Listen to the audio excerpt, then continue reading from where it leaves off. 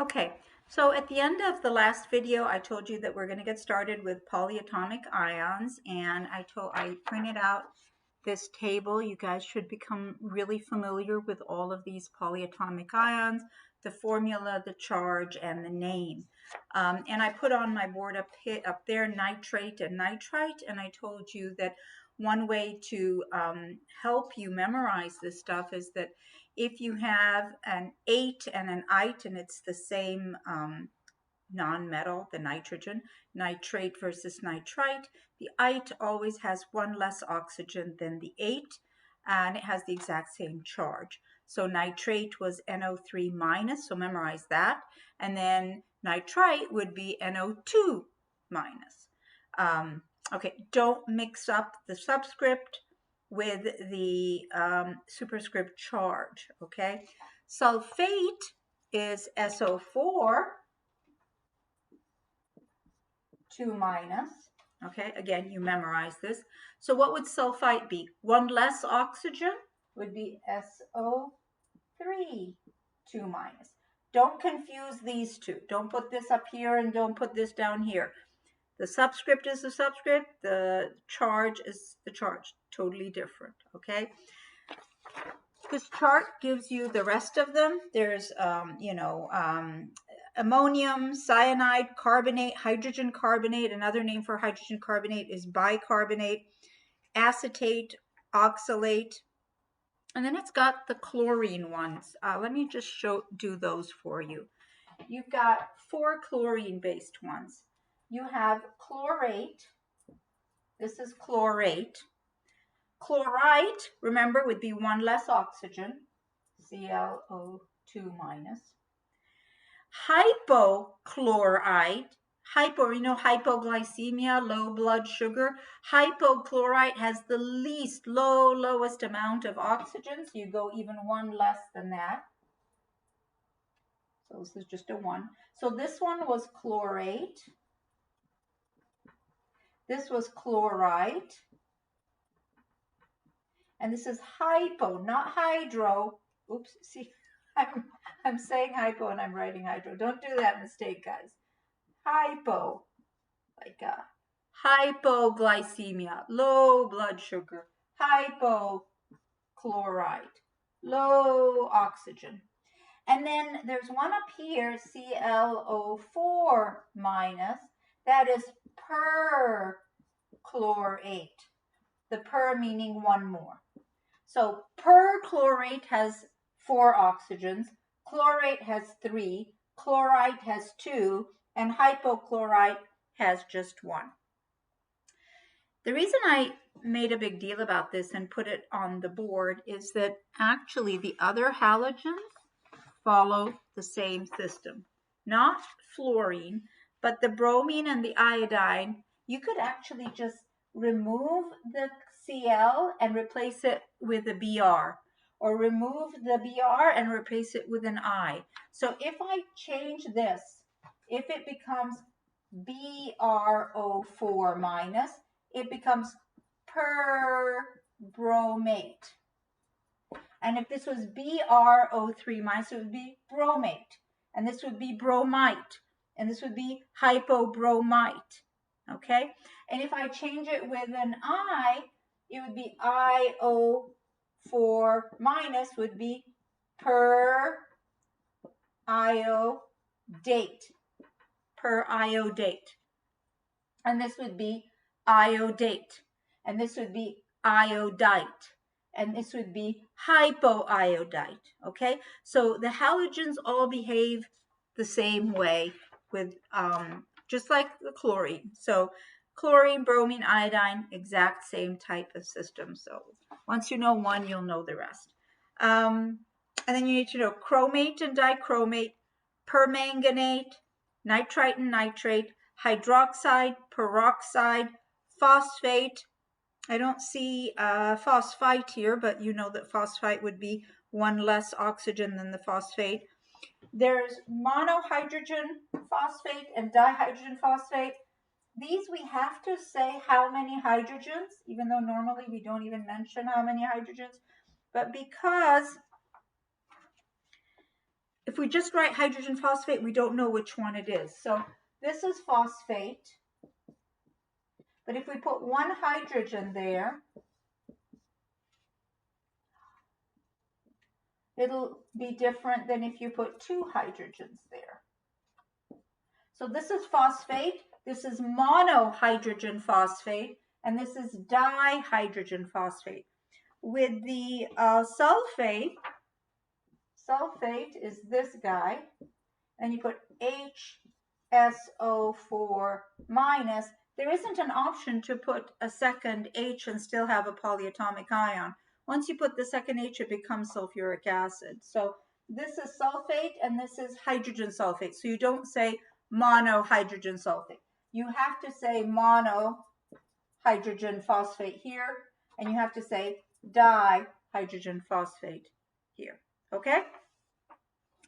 And then if you have sulfite, you could have a hydrogen sulfite. And then the last one is thiosulfate. That's the S2O32 minus. All right, so make sure you know this chart and know the other halogens, just like the chlorine. So the bromate, the iodate, the periodate, perbromate, just like the chlorines, okay? Once you know all your polyatomic ions, and this is going to take a while, so get started on this. Write some index cards, walk around with them at all times. Take it seriously, because honestly, this stuff is going to be here to haunt you, especially in chapter 4.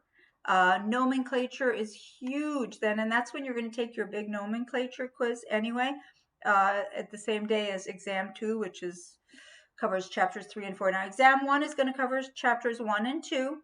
They're pretty straightforward, but you have to know your stuff and you want to do well.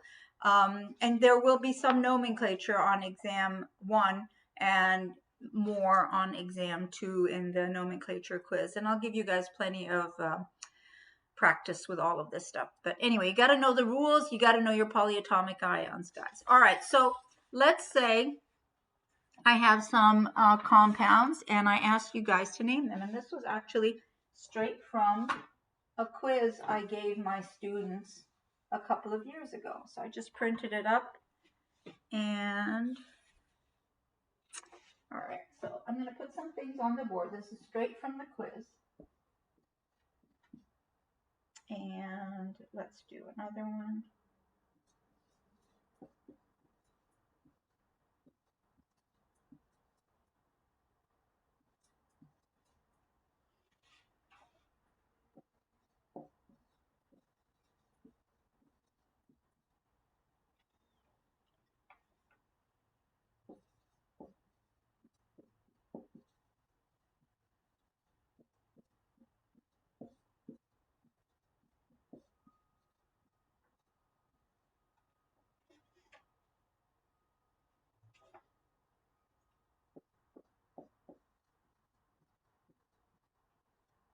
Okay, so I took 5 things off of this quiz. Let's see what we can do and figure out how to answer these questions. All right, so I'm giving you this formula, and I want you to tell me to name it. Name this ionic compound. All right, the only way you're going to recognize what this is if you've got your polyatomic ions memorized. All right. The typical Chem 1170 student who doesn't feel like bothering with anything and doesn't take me seriously and does not study the polyatomic ions is going to call this copper, carbon, oxygen. Absolutely not. Okay. You know that copper, number 1, is a variable charge metal, so you're going to have to use a Roman numeral. Number 2, this is a polyatomic ion. Which polyatomic ion is it? Well, this isn't a quiz right now. You're allowed to look it up. Look in this, and you'll find that C2O4 is oxalate. Okay, it's right here. It should be here. Yep, here it is. C2O4, right in the middle here, in the first column. So this is an oxalate, and I know that the charge of oxalate, because you're going to have this memorized, is -2. So remember how whenever you have a variable charge metal, you have to figure out the anion, and then you can figure out the charge of the cation. So this side is -2, because that's what this chart Again, your cheat sheet. Again, you will not have this on the exam though, so you have to know this stuff. So this is -2, so obviously this side is +2.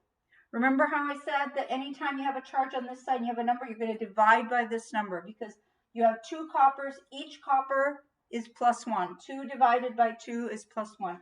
So this is called copper, Roman numeral 1, oxalate.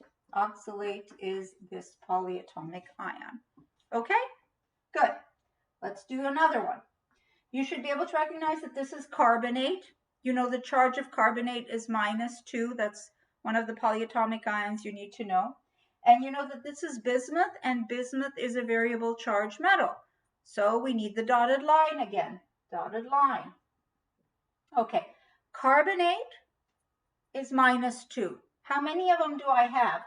These parentheses around the polyatomic ion, remember, you always put parentheses around the polyatomic ion if you have more than one of that polyatomic ion. If you don't put parentheses, it's going to look like you have 33 oxygens, okay?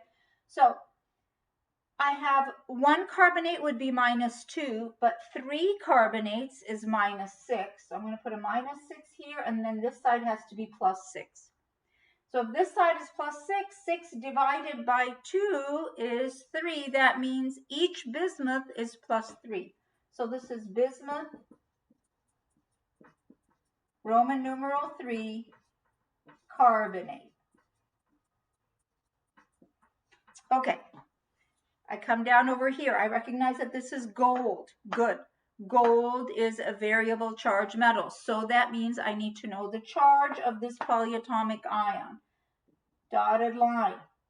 Recognize this polyatomic ion as permanganate. Again, so important to know this, guys. So permanganate. Permanganate's charge is -1. So this is -1, so this has to be +1, so this is gold, Roman numeral 1, permanganate.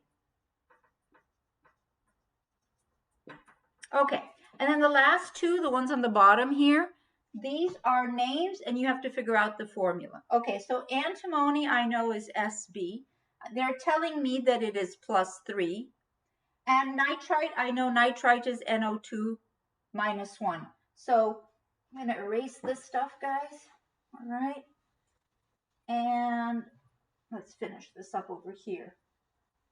All right. Antimony is a variable charge metal, but they're telling me what the charge is. So it's 3+. Okay. Nitrite is NO2 -1. Okay. Crisscross the charges just like we did with the binary compounds. So put the 3 down here and the 1 over here. So Sb, NO2. You're going to have to put parentheses around the NO2 and then put a 3 outside the parentheses. That is antimony, Roman numeral 3, nitrite. And then down here we have ferrous chloride. Remember the Ich-Us I was telling you about. If it's Ich, it's the higher oxidation number. If it's Us, it's the lower oxidation number. And ferric and ferrous are one of the ones I wanted you guys to know. Ferric is +3, ferrous is +2. So ferrous is Fe2+, chlorite is ClO2 -1. Chlorate is ClO3. Again, you're going to have to memorize them. It does not come, none of us were born knowing this stuff. You have to spend the time memorizing it, and then you can do all of this stuff. All right, crisscross the charges, just like we did with the binary compounds. So it's Fe, and then open parentheses, ClO2, close parentheses, 2. That is ferrous chloride or iron 2 chloride. Okay. Next video, we will start talking about acids and naming acids.